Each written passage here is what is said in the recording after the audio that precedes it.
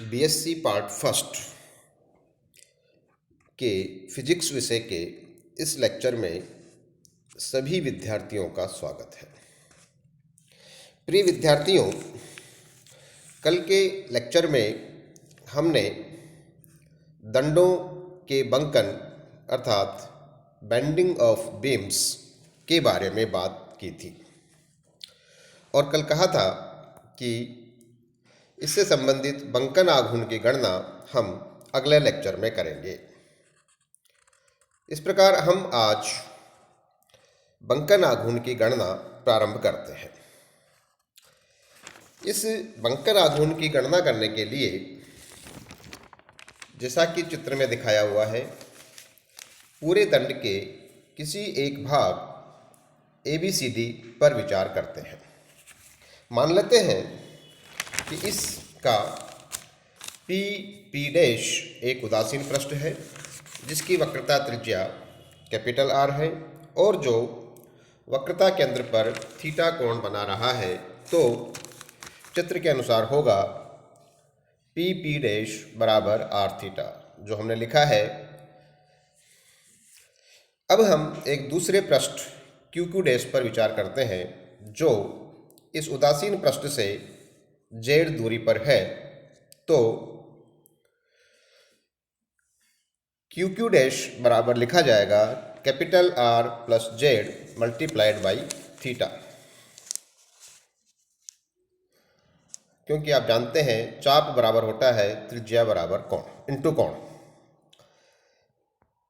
हम देख सकते हैं कि PP डैश और QQ डैश में लंबाइयाँ समान नहीं हैं, क्योंकि QQ डैश की लंबाई थोड़ी सी बढ़ गई है। तो कितनी बढ़ी, उस वृद्धि को हम निकालें तो हम लिखेंगे QQ डैश की लंबाई में वृद्धि QQ dash minus PP dash बराबर होगा R plus Z theta minus R theta, जिसका मान है Z थीटा। इस प्रकार रैखिक विकृति अर्थात अनुदैर्ध्य विकृति बराबर हम लिखेंगे लंबाई में परिवर्तन Z थीटा डिवाइडेड बाई प्रारंभिक लंबाई R थीटा। इसका मान आ गया Z अपॉन R। इससे भी आपको स्पष्ट दिखता है कि जो विकृति है वह Z अर्थात उदासीन अक्ष से जितनी दूरी है उसके समानुपाती है। यदि माने कि दंड की पदार्थ का यंग प्रत्यास्थता गुणांक कैपिटल Y है, तो QQ डैश तल पर प्रतिबल बराबर विकृति इंटू यंग प्रत्यास्थता गुणांक, और इसका मतलब हो गया अब Z upon R Y, equation number 4। अब हम इस दंड के अनुप्रस्थ काट LMNT पर विचार करते हैं, जिसमें रेखा EF उदासीन तल पर स्थित है जो काट को दो बराबर के भागों में बांटती है। मान लें कि EF से Z दूरी पर एक क्षेत्रफल अल्पांश dA है, तो इस क्षेत्रफल अल्पांश से गुजरने वाले तल में अभी विकृति जैसे कि हमने ऊपर गणना की थी वो है Z अपॉन R, तथा उस पर प्रतिबल है ZY अपॉन R। तो इसलिए इस अल्पांश पर बल हो जाएगा ZY upon R multiplied by dA, क्योंकि आप जानते हैं बल बराबर होता है प्रतिबल इंटू क्षेत्रफल। और इसका रेखा EF के सापेक्ष अगर आप आघूर्ण निकालें तो वो लिखे आएगा बल इंटू दूरी, that means ZY upon R dA multiplied by Z। अर्थात इस क्षेत्रफल अल्पांश का आघूर्ण Y upon R Z square dA।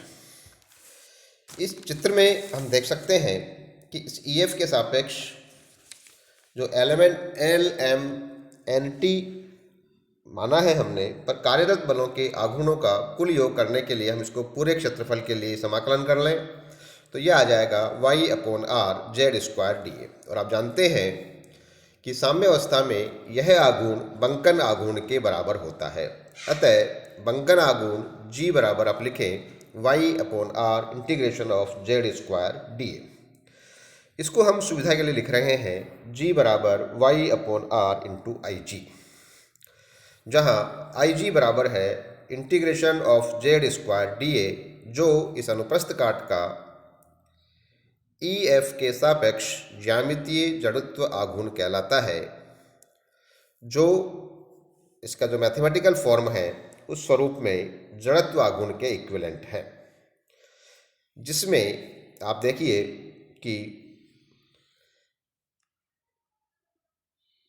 Z square D A, तो डी ए यहाँ पर क्षेत्रफल है, जबकि अगर आप जड़त्व आघूर्ण लिखते हैं तो वहाँ आता है आर स्क्वायर डी एम, अर्थात हमने इसमें द्रव्यमान को क्षेत्रफल से प्रतिस्थापित कर दिया गया है। उदाहरण के लिए अगर यह अनुप्रस्थ काट आयताकार हो तो इसका मान होता है आई जी बराबर बी डी क्यूब अपॉन 12, जहाँ बी चौड़ाई और डी मोटाई है। और अगर ये वृत्ताकार हो तो इसका मान होता है पाई आर की पावर 4 अपॉन 4, जहाँ आर त्रिज्या है। Thank you.